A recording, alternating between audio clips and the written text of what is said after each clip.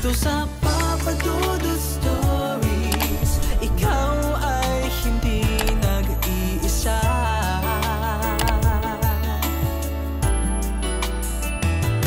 Dito sa Papa Dudut Stories, may nagmamahal sa'yo. Papa Dudut Stories. Papa Dudut Stories. Sa lahat po ng mga nakatutok ngayon, huwag pong kalimutan mag-like, mag-share at mag-subscribe. Maraming salamat po sa inyong lahat.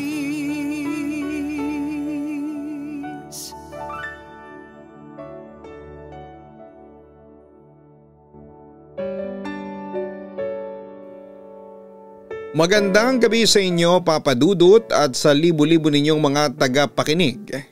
Isa ako sa mga adik sa inyong programa at halos gabi-gabi akong nakikinig sa inyo. Kaya gusto ko na rin pong i-share ang kwento ng buhay ko. Tawagin niyo na lamang po ako sa pangalang Matet. 21 years old at nakatira ngayon dito sa Cainta, Rizal. Simulan ko na lang ang storya ko noong unang magkakilala kami ng boyfriend ko. Tawagin niyo na lamang po siya sa pangalan na Paulo. Sa Facebook kami unang nagkakilala ni Paulo. Pinakilala siya ng kaibigan ko noong nag-comment siya sa picture ko. Papa Dudut, ang gwapo niya sa profile picture niya, kaya dahil doon ay tinignan ko kaagad ang profile niya kasama na ang mga pictures. Papa Dudut, parang nagka-crush agad ako kay Paulo. Pero hindi ko siya pinapansin sa tuwing magko-comment siya sa mga pictures ko. Gusto ko siyang i-add pero hindi ko magawa kasi nahihiya ako noon. Pero noong lumipas ang isang linggo ay nagulat ako na in-add niya ako kaya in-accept ko kaagad. Papa Dudut, doon nagsimula ang lahat. Nagsimula kami sa chat hanggang sa hiningi na niya ang cellphone number ko na binigay ko naman. Simula noon ay lagi na kaming magka-text or magka-chat sa Messenger. Papa Dudut, sobrang sweet ni Paulo sa akin hanggang sa nagtapat siya na kung pwede daw ba siya na manligaw sa akin. Pumayag naman ako. Kahit malayo kami sa isa't isa, Papa Dudut. Nandito kasi ako sa Maynila habang siya naman ay nasa Bacolod. Isang araw ay nagtampo naman ako sa kanya dahil hindi siya nag-online noon sa 3 oras na usapan namin. Nagtatampo ako sa iyo kasi hindi ka nag-online sa usapan natin. Pahayag ko sa kanya habang nag-video call kami noong sandaling yon. Agad namang humingi ng dispensa si Paulo sa akin. Sorry Matet, may emergency lang kahapon sa bahay namin. Kaya hindi ako nakapag-online. Hindi naman kita matext kasi wala akong load. Hindi naman ako makakapag-load kasi wala din akong pera kahapon. Umutang na nga lang ako sa best friend ko para makapag-rent lang ng computer eh. Paliwanag niya sa akin. Os talaga? Sabi ko sa kanya na may halong pagdududa. Huwag ka na magtampo sa akin. Isang araw lang naman akong hindi nakapag-chat sa iyo eh. Basta sa susunod lang tawagan mo na lamang ako o i-text kapag hindi ka makakapag-Skype. Ang tagal ko naghintay sa iyo kagabi. Naabutan na ako ng pagsasara ng computer shop. Kwento ko sa kanya.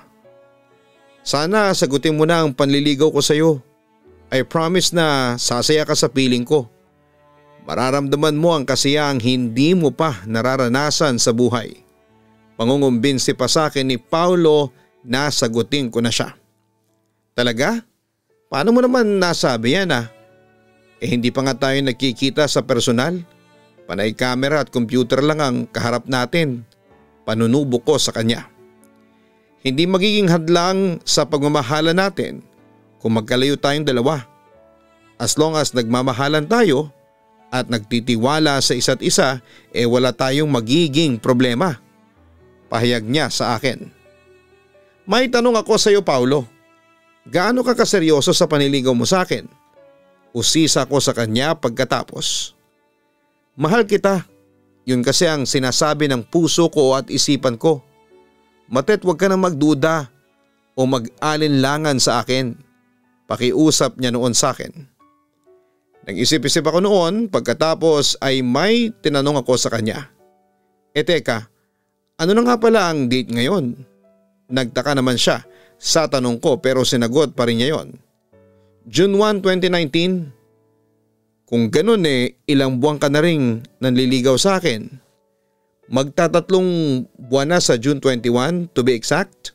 Response agad ni Paulo sa akin. Ganun ba?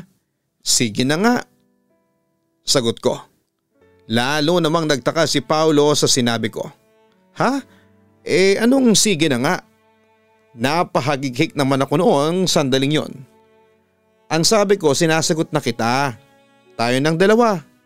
Ikaw boyfriend na kita habang ako girlfriend mo na. Ano, masaya ka na ba?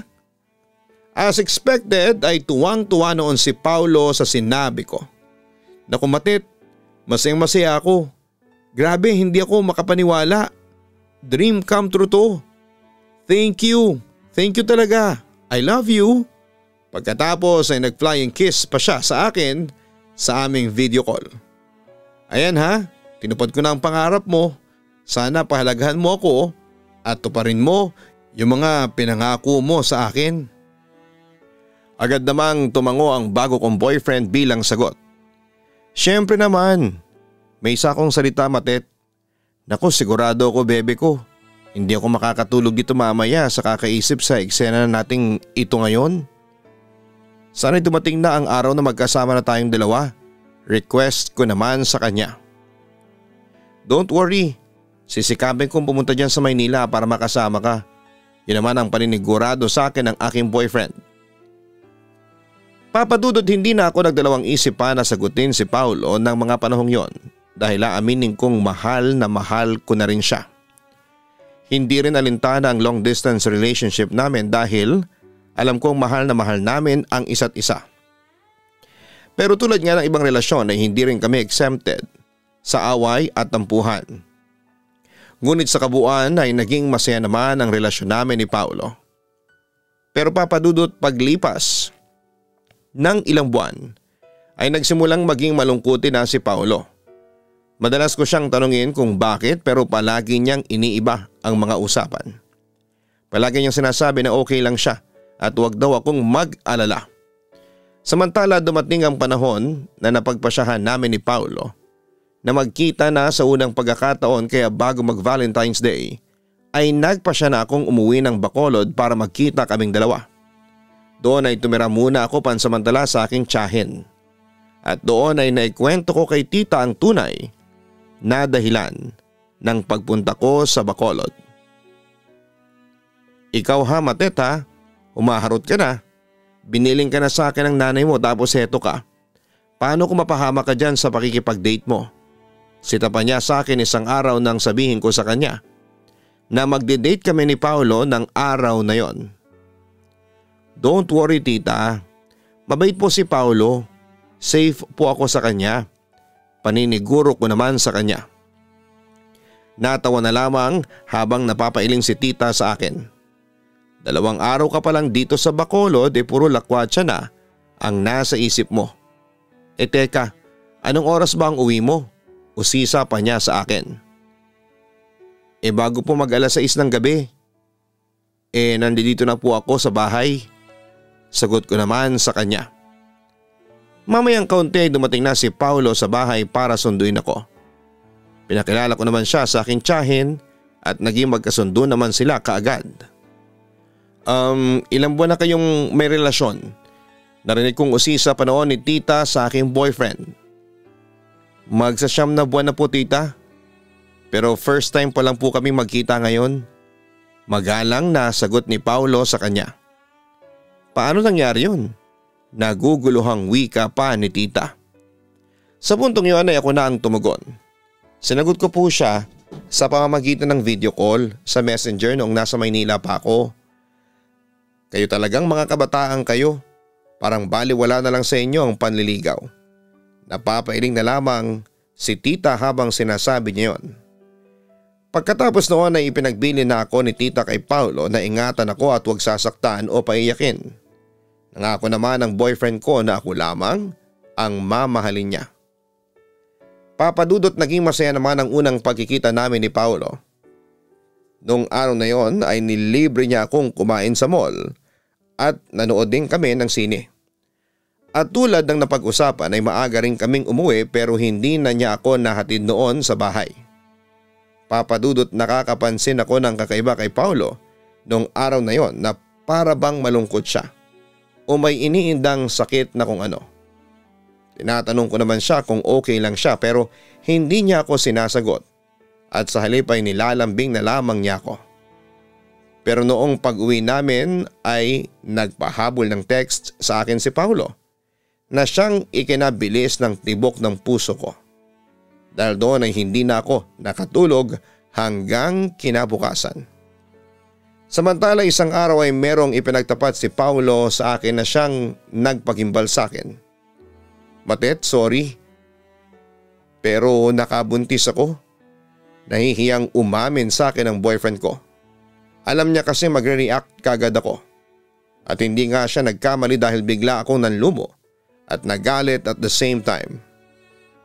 So pinagtaksilan mo ko? Ganun ba, Paulo? Kumpronta ko sa kanya. Aksidente ang lahat, Matet. Hindi ko sinasadya. Hindi ko siya mahal. Yon ang giit niya sa akin. Pero kailangan ko siyang panagutan. Pahayag pa niya sa akin. Sa pagkakataong yon ay hindi ko na malayang tumutulo na pala ang luha ko.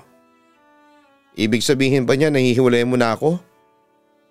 Hindi ko pa nanagutan yung nabuntis ko. Seryoso niyang sabi sa akin. Kawawa naman yung bata, sabi ko sa kanya. Anong gusto mo, panagutan ko yun? Pakakasalan ko yun? Panunubok niya sa akin. Sana nag-isip ka ng maraming beses bago mo sinipingan yung babae na yun. Paulo naman, akala ko ba mapagkakatiwalaan ka? Bakit ka nagtaksil sa akin? Medyo hysterical na ako ng mga sandaling yon. Wala namang masabing iba si Paulo kundi sorry. Huli na ang lahat, Paulo. Sinaktan mo ako, Paulo. Alam mo ba kung gaano kasakit tong ginawa mo sa akin? Pinagkatiwalaan kita, minahal kita ng sobra-sobra. Tapos heto ka. Bigla ko na lang nalaman na may pananagutan ka na sa iba. Paulo, nasayang lahat ng pagkitiwala ko sa iyo. Disappointed na pahayag ko sa kanya. Hindi naman kumibo si Paulo sa sinabi ko. Pero alam kong bagsak na bagsak ang kanyang kalooban ng mga sandaling yon. Alam ko, Paulo, kahit na ano pang sabihin mo, iiwan mo pa rin ako. Kahit napigilan pa kita, alam kong pananagutan mo ang babaeng yon. Kaya sige na, Paulo. Bakit hindi mo na ako diretsahin pa? Sabihin mo na sa akin na makikipaghiwalay ka na sa akin. Hindi, Matet. Hindi ako makikipaghiwalay sa iyo. Huwag mo na akong pasahin pa. Sige, kung hindi mo kaya makipaghiwalay sa akin, ako nang makikipaghiwalay sa iyo. Papadudot doon ko lang na-realize na kaya pala malungkot si Paulo dahil sa pangyayaring yon. Hindi ko naman matanggap yon at doon na tumulo ang luha ko. Iyak ako ng iyak noon at hindi ko akalain na magagawa ni Paulo na pagtaksilan ako. Papadudot patuloy akong kinukulit noon ni Paulo pero madalas ay nakakatikim siya ng masasakit na salita sa akin. Doon lang ako nakaramdam ng sobrang sakit nang dahil sa pag-ibig. Mahirap palang tanggapin ang katotohanan ng anumang oras ay pwedeng mawala ang taong mahal mo kapag lumapit na ang makamandag na tukso. Papadudot hindi ako tinigilan ni Paulo kahit na hiwalay na kami. Nagkaroon pa nga kami ng pagkakataon na mag-usap nang bumalik ako sa Maynila. Sunundan pala niya ako noon. Pero nagmatigas ako. Hindi ko na sinagot ang mga text at tawag niya sa akin. Lahat ng komunikasyon namin ay tinanggal ko na. Kaso hindi pa rin ako tinigilan noon ni Paulo. Sa kabilang banda, sa kabila ng pilit na pag-move on, ay hindi ko pa rin magawang kalimutan si Paulo dahil alam ko sa sarili ko na mahal ko pa rin siya. Tumawag nga pala si Paulo kanina, nagkausap kami. Pahayag sa akin ni tita. Pagkaraan ng ilang beses kong nireject noon ang tawag ni Paulo sa akin. Talaga po? Ano pong sabi niya? Usisa ko naman. Pinagsabihan ko siya na tigilan ka na niya pero ayaw niya. Sabi niya sa akin hindi raw pala sa kanya yung pinagbubuntis ng babae. Kwento sa akin ni tita. Nagulat naman ako sa aking narinig. Sinabi po niya yon? Tumango siya bilang sagot. Hindi ako naniniwala doon. Sinabi lang niya yon para makipagbalikan ka sa kanya. Ay naku Matet, sinaktan ka na ng lalaking yon. Kaya huwag ka na makipagbalikan pa sa kanya. Yun naman ang naging reaksyon ng aking tiyahin. Pero tita, kung hindi niya pala anak yon, muli akong nabuhayan noon ng pag-asa. Nakita ko naman ang disappointment sa mukha ng aking tiyahin. Gusto mo siyang balikan? Sige, balikan mo siya. Pero huwag kang iiyak sa akin na kesyo sinaktan ka ulit ng lalaking yon. Anak man niya yon o hindi, hindi pa rin maitatanggi na sinaktan ka niya. Na sinaktan niya ang kalooban mo. Basta Matet, bahala ka sa buhay mo kapag nakipagbalikan ka pa sa lalaking yon. Sabi pa niya sa akin. Samantala isang gabi ay isang tawag mula sa bagong numero ang aking natanggap. Nagtataka ko kung sino yon pero nagpasya pa rin akong sagutin ang tawag. Yun pala ay galing ang tawag sa kapatid ni Paula na si Pina. Pwede ka bang makipagbalikan kay Paulo? Pakiusap niya sa akin. Siyempre nagulat lamang ako sa narinig ko kaya hindi ako nakakibuka agad. Mahal na mahal ka ng kapatid ko Matet, pagpapatuloy pa niya. At paano niyo naman nasabi yan? Curious kong tanong. Agad naman nag-respond si Pina sa tanong ko. Hindi sa nakikialam ako pero kasi nakikita at nararamdaman ko na mahal ka ng kapatid ko. Alam mo ba simula nung hiwalayan mo siya hindi na siya naging masaya pa? Matet yung tungkol doon sa nabuntis niya. Hindi si Paulo ang nakabuntis sa kanya. Pinaako lang pala sa kanya yung bata. Matet, maniwala ka sa kapatid ko. Wala na siyang pananagutan para sa iba. Pero hindi ibig sabihin nun makikipagbalikan na ako sa kapatid mo. Pahayag ko naman. Pero bakit naman? Usisa pa niya sa akin. Sa puntong iyon ay inamin ko na sa kanya ang totoo. Masyado kasi ako nasaktan sa ginawa ng kapatid mo. Kaya hindi ganun kadali ang makipag-ayos sa kanya. Ngunit hindi pa rin sumuko noon si Pina. Patawarin mo na si Paulo. Ako na mismo ang nakikiusap sa iyo. Kung gusto niyang patawarin ko siya mismo ang humingi ng tawad sa akin. Hindi yung pinapasabi pa niya sa kapatid niya. Sinabi ko sa kanya ang aking demand. Sige, patatawagin ko siya sa iyo. Pero sana mapatawad mo yung kapatid ko Matet. Maniwala ka mahal na mahal ka niya. At sinabi niya sa akin na ikaw lang daw ang mamahalin niya hanggat nabubuhay siya. Pangungumbinsi pa sa akin ang kapatid ni Paulo. Papadudot halos hindi ko na alam kung ano ang gagawin ko. Kakaisip kong patatawarin ko ba si Paulo o hindi na. Hanggang sa pumunta ang mga kaibigan ko na sina Janine at Rica. At doon ay humingi ako ng payo sa kanila kung kailangan ko pa ba siyang patawarin at mahalin ulit. Sabi nila ay nasa akin pa rin daw ang desisyon. Iyak na lamang ako ng iyak sa harapan nila kasi sobra talaga akong nasaktan sa nangyari Papadudot. Ganon pala kasakit ang magmahal. Samantala isang araw isang tawag mula kay Paulo ang aking natanggap. Akala ko pupunta ka na sa graduation ko. May halong pagtatampo ang boses ni Paulo nang makausap ko siya. At sino naman ang may sabi sa iyo na pupunta ako? Kumpronta ko sa kanya. Sana mapatawad mo na ako sa mga nagawa kong kasalanan sa iyo. Hiling niya sa akin. Pinagtaksilan mo ako Paulo. Kahit ba hindi mo nabuntis yung babaeng yun may nangyari pa rin sa inyo. Hindi naman siguro ipapaako sa iyo ng babaeng yun ng anak niya kung hindi ka nakipagsiping sa kanya. Pahayag ko sa kanya. Signaling him na nahihirapan pa akong patawarin siya ng mga oras na yon. Oo, nagkamali ako. Inaamin ko yun pero pinagsisihan ko na yun, Matet. Maniwala ka naman sa akin. Sobra na ako nagsisisi sa ginawa kong yun. Kaya heto ako tumihingi ng tawad sa iyo. Sige, tanggap ko na hindi mo ko basta-basta mapapatawad pero sinasabi ko sa iyo, gagawin ko pa rin ang lahat para mapatawad mo ko. Kaya heto ka madalas mo akong kulitin? Sabi ko sa kanya. Pero deep inside ay aaminin kong nakakaramdam na rin ako ng pagkaawa kay Paulo. Ayaw kong mawala ka sa akin. Mahal na mahal kasi kita. Hindi ko alam kung anong gagawin ko kapag tuluyan ka nang nawala sa akin. Sana, Matet, nakikiusap ako sa iyo. Bigyan mo pa sana ako ng pangalawang pagkakataon at nangangako ako sa iyo na hindi ko na yun uulitin pa. Matet, please. Pagmamakaawa pa niya noon sa akin. Hindi ko masasabi kung kailan kita mapapatawad. Basta isa lang ang sigurado.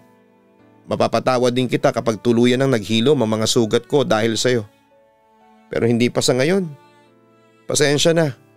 Pag-amin ko naman sa kanya. Matet, naiiyak niyang sabi sa akin. Huwag ka nang umiyak, parang hindi ka lalaki, Paulo. Tahan na, magpakalalaki ka. Hindi nadadaan yan sa pag-iyak. Sita ko pa sa kanya. Kung ako sa'yo, unahin mo muna ang sarili mo. Asikasuhin mo na yung paghahanap ng trabaho. Hayaan mo muna ako kasi kung sa akin ka lang magpo-focus, hindi ka makakabangon agad. Sige na, Paulo, magpakatatag ka. Para sa akin, yun na lamang ang sabi ko noon sa kanya. Pero papadudot dumating din ang araw na lumambot at sumuko ulit ang puso ko kaya pinatawad ko na nga si Paulo. Naging kami ulit at naging masaya naman kami kahit na paminsan-minsan ay pinag-aawayan pa rin namin ang nakaraan niya. Pero mabilis mawala ang tampuhan dahil sadyang malambing si Paulo. Samantala'y palagi kaming nakikita simula noong magdesisyon siyang tumira na sa Maynila. Nakatira na din ako noon sa Maynila kasama ang mga kaanak ko. Kaso isang araw ay isang katotohanan ang aking biglang natuklasan at na-realize na hindi ko pa pala lubos na kilala si Paulo. Sinungaling ka, Paulo? Bungad ko noon sa kanya. Sinungaling? Pero bakit? Nagtatakang wika ni Paulo sa akin. Sa puntong yun ay pinagtapat ko sa kanya ang aking natuklasan. Yung anak ng ex mong si Ikay, sabi mo hindi mo yun anak? Kumpronta ko sa kanya. Hindi ko naman yun anak, insist niya sa akin. Nag-init lalo ang aking ulo. Pwede ba wag kang magsinungaling sa akin? Anak mo ang batang yun. Aksidente ko nabuksan yung Facebook account mo nung isang araw at nabasa ko yung message ninyo ng Ate Pina mo. Nakita ko din yung mga litrato ng anak ni Ikay. Kamukhang kamukha mo, Paulo. Anak mo talaga ang batang yon. Giit ko naman sa kanya. Samantala, napabuntong hininga muna si Paulo bago ipagtapat niya sa akin ang totoo. Oo, anak ko nga ang batang yon. Bakit ka nagsinungaling sa akin, ha? Galit na kumpronta ko ulit sa kanya. Oo, nagkamali ako. Pero kahit na may anak ako kay Ikay, hindi pa rin ako sumama sa kanya. Ikaw kasi ang mahal ko at hindi kita iiwan at ipagpapalit sa kanila. Paninigurado naman niya sa akin. Sinusustentuhan ko naman yung bata pero sa iyo pa rin ako sasama, Matet. Oo, maaaring nagkamali ako. Pero nakaraan na yon at nangyari na yon nung hindi pa tayo magkarelasyon. Sana naman ay matanggap mo ang nakaraan ko. Pinapangako ko naman sa iyo na hindi makakaapekto ang nakaraan ko sa present at future natin. Pakiusap niya noon sa akin. Ayaw ko lang kasi na nagsisinungaling ka sa akin. Wika ko. Pero aaminin kong lumambot na ulit ako sa kanya. Sasabihin ko rin naman yun sa iyo eh. Wala naman akong gustong itago sa iyo. Pahayag pa niya sa akin. Matet, ayaw kong mawala ka sa akin. Nasanay na akong mabuhay ng kasama ka. Kaya masasabi kong mahihirapan akong mag-adjust kung iiwan mo ulit ako sa pangalawang pagkakataon. Please, Matet, maawa ka naman sa akin. Huminga naman ako ng malalim bago ko sinabi sa kanya ang aking desisyon. Okay, sige, pinapatawad na kita. Basta sa susunod huwag mo nang ulitin yun, ha? Ayaw kong magsinungaling ka. Oo, pangako, hindi na mauulit pa yon. Yon ang assurance na ibinigay niya sa akin. Papa Dudut, naging maayos na naman kami pagkatapos noon. Pero syempre hindi pa rin talaga maiwasan ang mga tampuhan, lalo na kung may kinalaman sa kanyang nakaraan. Ewan ko ba, Papa Dudut, bakit parang hindi ko magawang mag-move on? Ano bang dapat kong gawin? Paano ko matatanggap ang lahat? Dapat ko pa bang ituloy ang relasyon namin o hindi na? Sana'y mabigyan ninyo ako ng advice. Hanggang dito na lamang ang aking kwento. Maraming salamat at magandang gabi sa inyong lahat. Lubos na gumagalang, Matet. Nasa sayo yan, Matet, kung gusto mo pa siyang mahalin at ituloy ang inyong relasyon o hindi na. Ikaw ang nakakaharap ni Paulo. Mararamdaman mo kung nagsasabi siya ng totoo o hindi. Kung sa tingin mo ay sincere naman siya at nagsasabi siya ng totoo, give him another chance. Pero kung ramdam mo na parang may tinatago pa siya sa'yo, kalimutan mo na siya. Dahil hindi healthy sa isang relationship kung may tinatagong sekreto ang bawat isa. Basta, Matet, matatanggap mo rin ang lahat kung tunay na mahal mo pa rin si Paulo. Subukan mong patawarin siya at bigyan ng tsansa. At nasa sayo na lamang kung sa paglipas ng panahon ay totoo pa rin siya sa kanyang mga pinangako sa iyo. Muli, maraming salamat sa iyo, Matet, sa pag-share mo ng iyong kwento sa Papa Dudut YouTube channel. Hanapin po ang Kaistorya Horror YouTube channel para sa mga araw-araw na upload ng mga nakakatakot na kwento. Ganon din ang GNG Yana Vlogs, our weekly family vlogs. Sana po ay makapag-subscribe na po kayo. Maraming salamat po sa inyong lahat.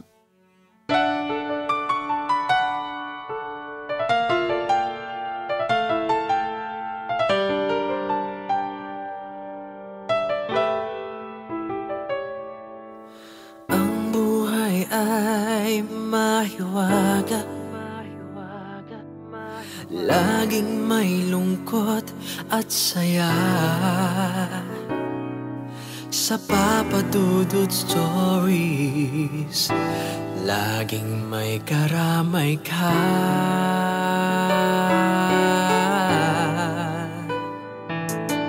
Mga problemang kay bigat, dito ay pakikinggan ka. Sa Papa Dudut Stories, kami ay iyong kasama. Dito sa Papa Dudut Stories, ikaw ay hindi nag-iisa.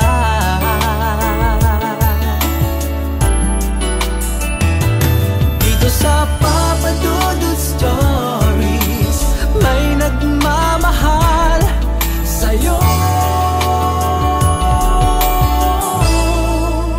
Papa Dudut Stories, Papa Dudut Stories, Papa Dudut Stories.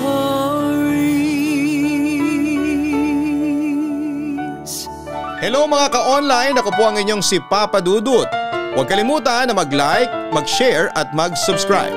Pindutin ang notification bell para mas maraming video ang mapanood ninyo. Maraming salamat po sa inyong walang sawang pagtitiwala.